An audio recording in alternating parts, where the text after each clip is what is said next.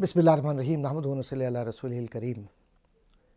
अस्सलामु अलैकुम वरहमतुल्लाहि ताला व बरकातुहू। उन्वान गुफ्तगू इंसान और रूह।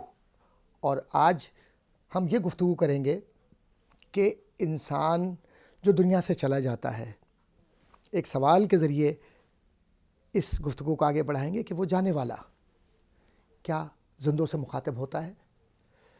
इस सिलसिले में मारूफ स्कॉलर इब्न क़य्यिम अल-जौज़िया ने किताब रूह में एक वाक़या नक़ल किया है।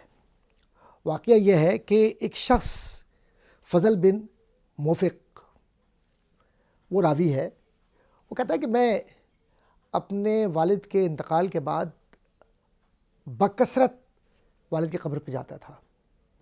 एक दफ़ा ऐसा हुआ कि मैं कुछ मसरूफ़ियत की वजह से और एक इंतकाल हो गया था, उसमें मैं मसरूफ़ रहा, तो उसकी वजह से मैं कब्र पर नहीं जा सका। मैंने रात ख्वाब में देखा कि मेरे वालिद ख्वाब में आए और ये पूछा कि तुम आज मेरी कब्र पर क्यों नहीं आए। तो मैंने बहुत हैरानी से पूछा कि क्या आपको मेरा इंतज़ार होता है, क्या आपको मालूम होता है कि मैं आ रहा हूँ, या आप पहचान लेते हैं कि मैं आया हूँ। तो इस वाक़े में बड़ी ख़ूबसूरती का जवाब नज़र आता है जो इब्न क़य्यिम अल-जौज़िया ने लिखा है कि मरने वाले ने ये कहा कि वल्लाह, तू जब पुल पर चढ़ता है, यानी कब्रिस्तान की तरफ या कहीं रास्ते में पुल होगा, तो मैं तुझे पुल पर चढ़ते हुए भी देखता हूँ। जब तू आकर बैठता है तो तब भी मैं तुझे देखता हूँ, और जब तू कुछ पढ़ता है तो मैं बहुत खुश होता हूँ, और उसके बाद जब तू वापस जा रहा होता है तब भी तुझे देखता हूँ, और जब तू चला जाता है, पुल पर से गुज़र जाता है, तब भी तुझे मैं देखता हूँ। अज़ीज़ान गिरामी, ये वाक़या सिर्फ़ वाक़या नहीं है, बल्कि ये तवज्जो दिलाने का ज़रिया है।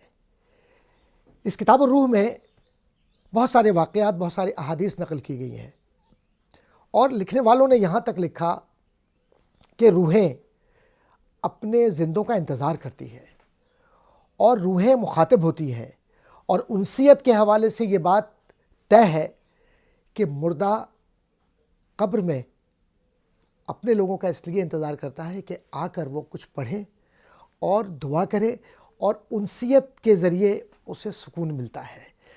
एक बात और अर्ज़ करते चलूँ कि बहुत सारे लोग जो सकरात में होते हैं, जिसके हवाले से बहुत कुछ लिखा भी गया है। सकरात क्या है? ये कैफ़ियत ऐसी है कि जब मौत नज़र आ रही होती है, ये कैफ़ियत बरज़ख की तरफ ले जाने वाली कैफ़ियत होती है। बरज़ख वो आलम है जिसके लिए उलमा ने लिखा है कि ये ज़िंदगी ज़ाहिरी, उसके बाद जो मौत, और उसके बाद जो क़यामत आने वाली है, उसका जो बीच का अरसा है जिसमें रूह रहती है, जिस्म रहता है, हम रहते हैं, ये वो बरज़ख है जिसको कोई नहीं पहचान सका। लेकिन हदीस ने, नबी करीम सल्लल्लाहु अलैहि वसल्लम ने इसे बयान फरमाया है। और सकरात की आसानी, और सकरात की आसानी के लिए दुआ। सकरात किसको कहते हैं? हमारे बहुत सारे बच्चे बच्चियाँ सकरात को नहीं समझते होंगे।